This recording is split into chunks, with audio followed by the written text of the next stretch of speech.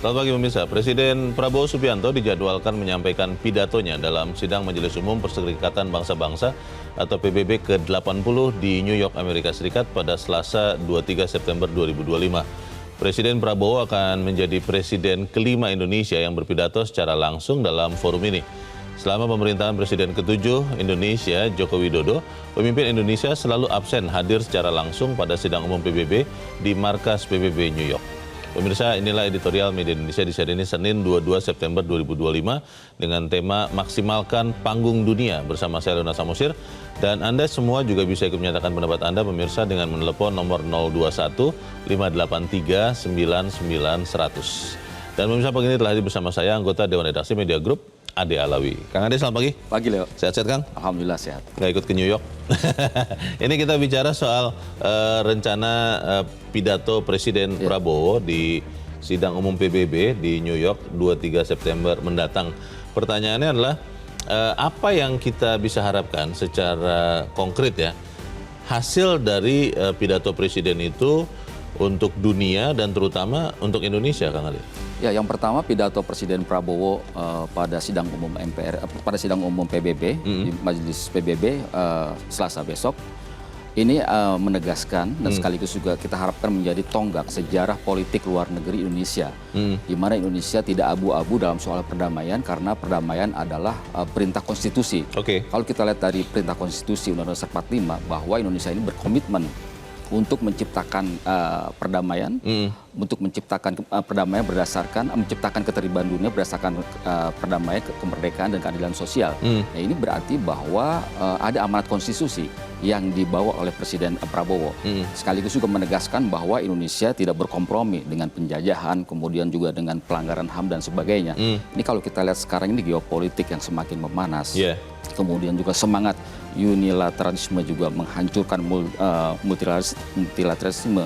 Kemudian juga bagaimana genosida di Gaza ini seperti unstoppable, tidak bisa dihentikan. Nah, ini menurut saya momentum bagi Presiden Prabowo bagaimana menegaskan sikapnya di forum internasional. Apakah memang kemudian dengan satu pidato akan bisa memberikan dampak signifikan? Karena kalau kita bicara sidang PBB, Kang Ade, memang bukan pada saat Presiden Indonesia berpidato, tapi beberapa kali kan kita sering melihat ketika pihak-pihak yang berlawanan itu menyampaikan pidato, itu saling membalas dengan walk out, keluar dari ruang sidang. Lalu kalau kita bicara PBB-nya sendiri, kan banyak orang yang mengatakan, sudah hampir tidak ada dampaknya ini PBB. Bagaimana? Ya, memang di dalam konsensus General Assembly itu memang non-binding ya, tidak mengikat. Yang mengikat adalah pada resolusi Dewan Keamanan PBB. Tetapi secara moral ini saya kira sangat penting sekali. Di mana misalnya ada negara yang sebelumnya mendukung Israel, tetapi kemudian hari ini berubah dan besok akan disampaikan. Ada 10 negara yang menyatakan tegas mendukung kemerdekaan Palestina. Dan ini menurut saya sesuatu yang luar biasa secara moral. Bagaimana dampak dari pidato Presiden di PBB itu kita akan bahas, Kang Ade, dan pemirsa inilah editorial Media Indonesia untuk hari ini Senin 22 September 2025, Maksimalkan Panggung Dunia.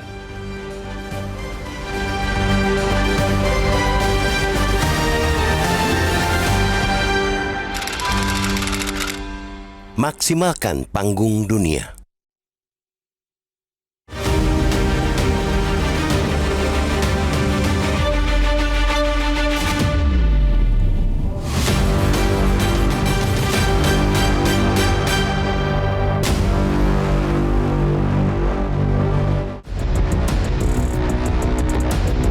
Presiden RI Prabowo Subianto dijadwalkan menyampaikan pidato dalam sidang Majelis Umum Perserikatan Bangsa-Bangsa PBB ke-80 di New York, Amerika Serikat pada Selasa 23 September waktu setempat. Prabowo akan menjadi presiden kelima Indonesia yang berpidato secara langsung dalam forum tersebut.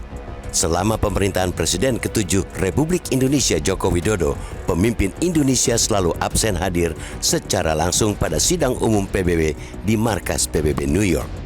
Joko Widodo pernah berpidato dalam sidang umum PBB pada 2020 dan 2021. Tetapi saat itu hanya dilakukan secara virtual karena dunia tengah dilanda pandemi COVID-19. Karena itu, panggung Prabowo di sidang tersebut sangat dinantikan dapat menjadi momentum untuk kian menguatkan posisi Indonesia dalam kancah diplomasi internasional. Selain itu, yang tidak kalah penting, pidato Prabowo amat diharapkan bisa menjadi angin segar di tengah krisis multilateralisme yang kini melanda dunia. Banyak yang berekspektasi pidato Prabowo akan menjadi kenangan dunia atau memory of the world, seperti pidato Presiden Soekarno di masa lalu. Bung Karno menyampaikan pidato berjudul To Build the World Anew di sidang umum ke-15 PBB pada 30 September 1960 dengan menekankan isu anti-imperialisme, solidaritas antar bangsa, serta memperkenalkan Pancasila sebagai alternatif ideologi dunia. Kini, 65 tahun kemudian, Presiden Prabowo yang akan berpidato di urutan ketiga pada sesi debat umum PBB setelah Presiden Brasil dan Presiden Amerika Serikat diyakini bakal memberikan warna baru bagi diplomasi Indonesia, sekaligus menunjukkan kepemimpinan moral Indonesia di dunia internasional. Itu menjadi sangat strategis, terlebih dengan situasi geopolitik dan geoekonomi terkini yang syarat ketidakadilan.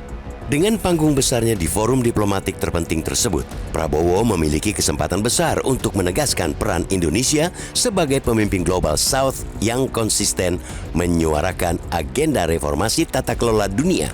Pidato Prabowo teramat penting untuk menunjukkan bahwa Indonesia bukan sekadar bangsa penonton, melainkan penentu arah peradaban global menuju tatanan yang lebih adil, damai, dan manusiawi. Tercerabutnya rasa kemanusiaan dalam politik global memang menjadi isu paling mengemuka saat ini.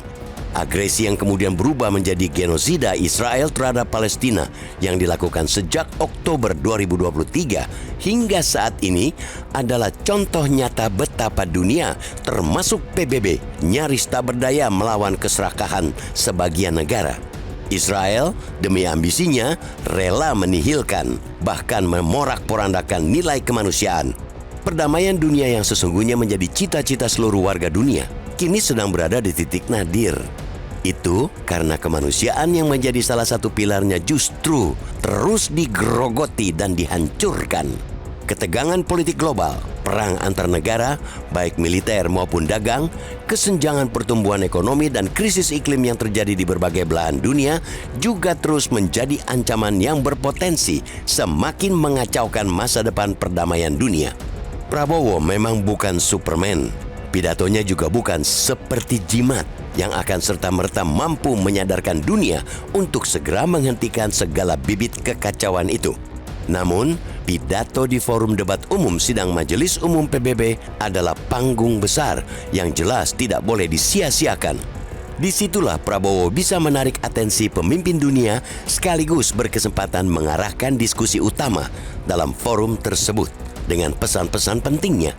Di markas PBB itu, penting juga kiranya dalam pidatonya Prabowo menyelipkan desakan agar badan dunia itu mereformasi diri di usianya yang ke-80 tahun.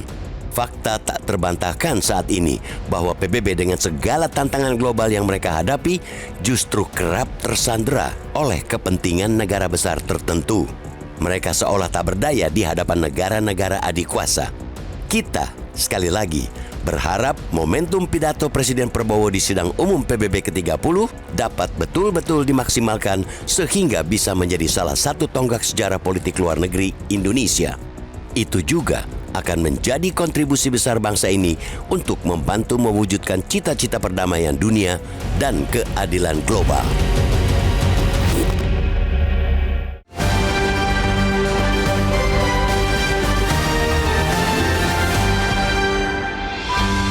Di bagian berikut Anda bisa ikut menyatakan pendapat Anda terkait editorial pagi ini. Pemirsa, untuk saat ini tetaplah bersama kami.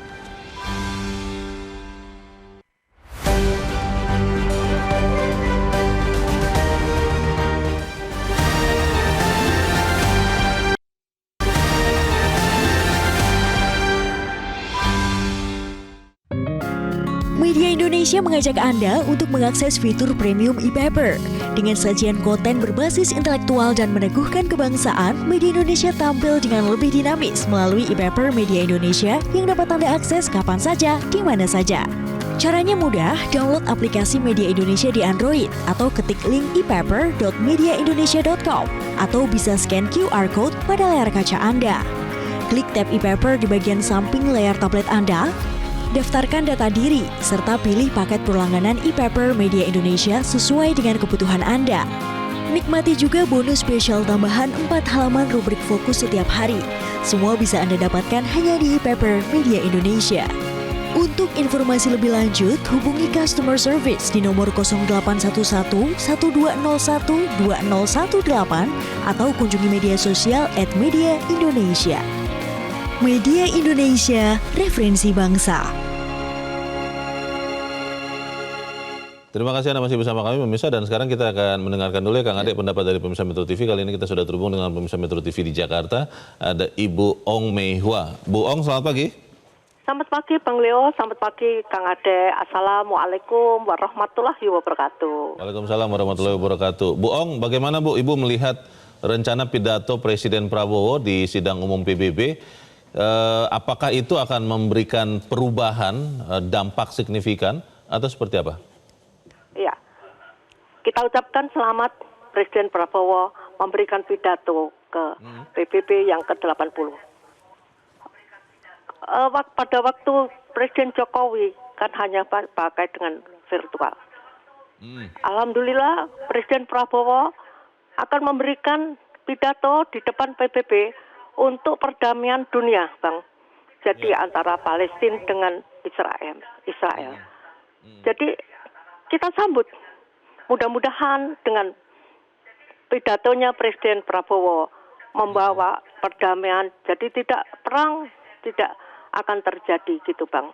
Untuk Indonesia juga di mata PBB bahwa kita itu negara yang suka damai, Bang. Tidak mendukung orang yang akan perang Palestina dengan Israel. Semoga saja perdamaian ini membawa negara Republik Indonesia mendukung Palestina untuk sejahtera makmur, tidak ribut terus, Bang. Itu dampaknya juga akan ke negara-negara yang di sekitarnya, terutama negara Asia. Ya, semoga saja dengan Presiden Prabowo berpidato di depan PBB kita ucapkan selamat. Karena selama ini Presiden Jokowi hanya merupakan virtual saja. Assalamualaikum warahmatullahi wabarakatuh. Waalaikumsalam warahmatullahi wabarakatuh. Terima kasih Ibu Ong Mei Hua di Jakarta untuk pendapat Ibu. Selamat pagi. Pertanyaannya Kang Ade, setelah pidato, kan biasanya orang akan melihat itu adalah simbol dari sikap suatu negara. Dalam hal ini Indonesia nanti akan bersikap. Apakah apa yang harus dilakukan oleh khususnya diplomat-diplomat Indonesia agar pidato Presiden Prabowo di sidang umum PBB itu bergema, kemudian juga berdampak nyata? Apakah kemudian lobby-lobby kepada para negara yang sangat menentukan kondisi di Timur Tengah itu harus dilakukan?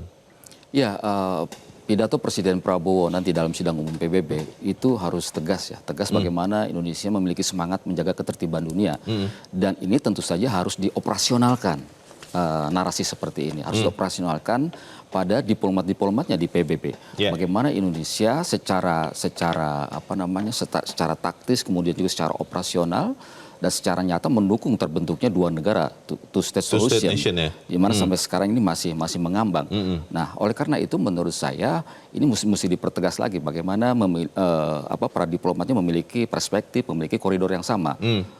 Dari pidato Prabowo yang sifatnya umum nanti harus operasional di lapangan, sehingga lebih konkret lagi bagaimana kemerdekaan Palestina itu terwujud.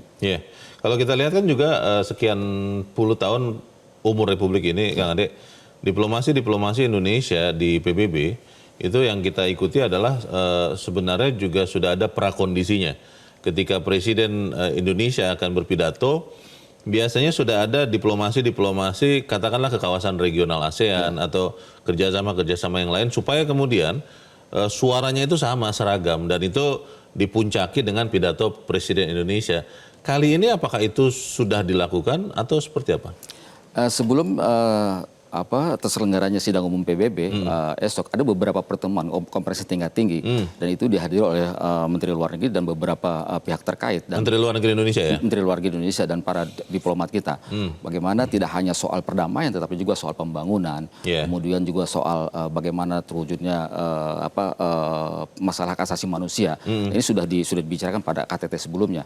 Nah, kita harapkan lebih operasional, artinya bahwa pernyataan Prabowo tidak hanya sifatnya umum tetapi kemudian para diplomatnya ini bagaimana secara konkret mewujudkan semua itu dan tidak hanya soal perang tetapi juga soal ekonomi, bagaimana kondisi ekonomi global ini sekarang tidak baik-baik saja, bahkan dunia semakin murung, pertama karena perang, kemudian juga karena perubahan iklim. Ini juga harus diwujudkan dalam sebuah kerjasama yang sifatnya operasional seperti itu. Banyak orang yang bertanya-tanya, Kang Ade, apakah kemudian isi pidato dari Presiden Indonesia itu akan dengan berani menyerukan sesuatu, misalnya dalam hal Timur Tengah di Gaza, apakah akan berani mengatakan satu hal. Lalu yang kedua juga yang ditunggu orang-orang adalah apakah kemudian Indonesia berani juga menyerukan yang tadi Kang Ade sudah sempat sebut, kerjasama multilateral itu harus benar-benar difungsikan supaya kemudian ekonomi dunia pun tidak terguncang seperti yang terjadi sekarang. Berani tidak kira-kira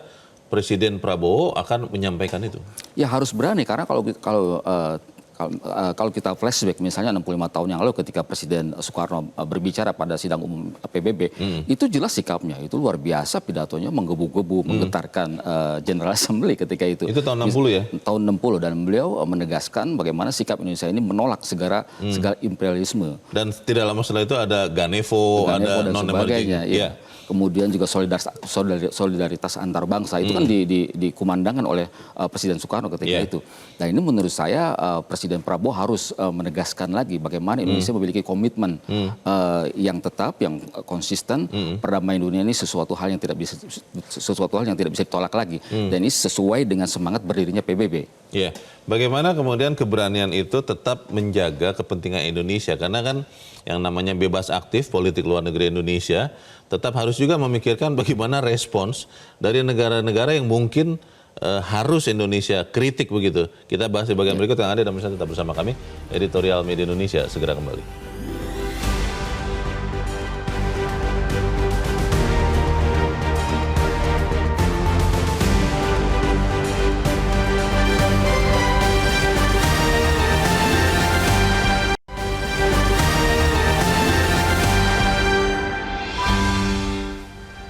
Terima kasih Anda masih bersama kami dan kita ada di bagian akhir diskusi kita pagi ini. Kang Ade, bagaimana Presiden Prabowo bisa memainkan perannya di pidato di sidang umum PBB dengan berani tapi tetap berhati-hati? Karena misalnya nih, kalau saya berpikir ada kritik kepada katakanlah Israel, katakanlah kepada Amerika, Donald Trump karena kebijakan tarif resiprokalnya.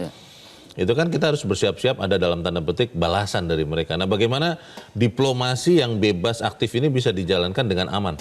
Ya, Presiden Prabowo tidak perlu ada kekhawatiran ya untuk menegaskan sikapnya menolak penjajahan ataupun menolak genosida di Gaza. Ini karena apa? Karena ini adalah perintah konstitusi. Setiap negara memiliki independensi, setiap negara memiliki kedaulatan untuk menegaskan sikapnya. Dan Presiden Prabowo harus menunjukkan hal itu. Kemudian yang kedua yang tak kalah pentingnya adalah bagaimana dalam pidatonya nanti di markas PBB, Presiden Prabowo kita harapkan mengusulkan bagaimana perlunya PBB melakukan reformasi. Ini kan PBB ini kan masih dikungkung oleh sejumlah kekuatan negara-negara besar yang tergabung di dalam Dewan Keamanan PBB. Ini menurut saya harus direformasi karena bagaimanapun juga tata global di dunia ini tidak akan berkeadilan, tidak akan inklusif dan tidak akan tercapai perdamaian jika PBB tidak direformasi. Nah, ini menurut saya yang menjadi pokok persoalannya di situ. Jadi perlu adanya bagaimana usulan dari Presiden Prabowo untuk mengusulkan perlunya reformasi di PBB. Nah, ini tentu saja harus betul-betul membutuhkan nyali yang kuat pada diri Presiden Prabowo. Kira-kira pidatonya itu akan ini agak iseng tapi nyata ya, penting. Kira-kira pidato itu akan disampaikan dalam bahasa Indonesia atau dalam bahasa Inggris? Karena kan ini menjadi isu di pemerintahan terdahulu kan Kang Ade. Bagaimana seorang kepala negara Indonesia menurut Undang-Undang Bendera dan Bahasa katanya harus selalu menggunakan bahasa Indonesia di forum-forum internasional. Ini nanti akan seperti apa? Ya, kalau pidato seperti itu bisa dengan dua bahasa ya. Jadi di awal, boleh ya, berbahasa Inggris boleh juga? berbahasa Inggris boleh. Nah ini kan nanti kan ada forum tanya jawab juga di situ. Oke. Jadi untuk kecepatan dan juga untuk tidak ada misunderstanding di situ, perlu juga saya kira Prabowo menunjukkan langsung menyampaikan dalam bahasa Inggris. Dengan kemampuan berbahasa Inggris Presiden Prabowo memang yang baik cakep, begitu ya? Seperti itu. Jadi menurut saya ini kesempatan ya, bagaimana Indonesia ini tegas, tidak abu-abu, bagaimana perdamaian dunia itu harus diwujudkan seterang-terangnya seperti itu, setegas-tegasnya. Karena jika tidak, peradaban dunia ini semakin murung. Kita pidato Prabowo ini menjadi momentum bagaimana Indonesia ini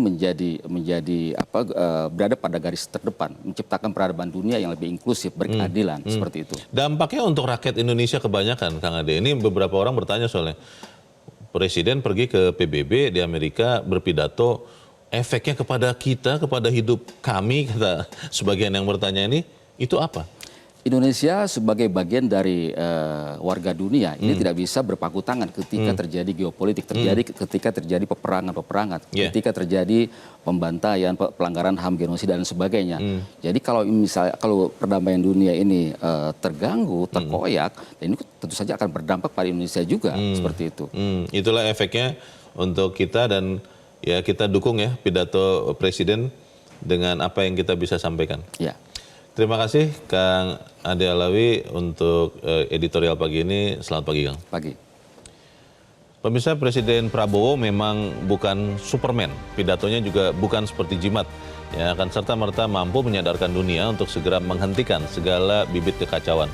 Namun pidato di forum debat umum sidang Majelis Umum PBB adalah panggung besar yang jelas tidak boleh disia-siakan. Disitulah Presiden Prabowo bisa menarik atensi pemimpin dunia sekaligus berkesempatan mengarahkan diskusi utama dalam forum itu dengan pesan-pesan pentingnya. Saya Leonard Samusim, terima kasih Anda sudah menyimak editorial Media Indonesia itu pagi ini. Terus jaga kesehatan Anda, terus jaga nurani Anda. Selamat pagi, sampai jumpa.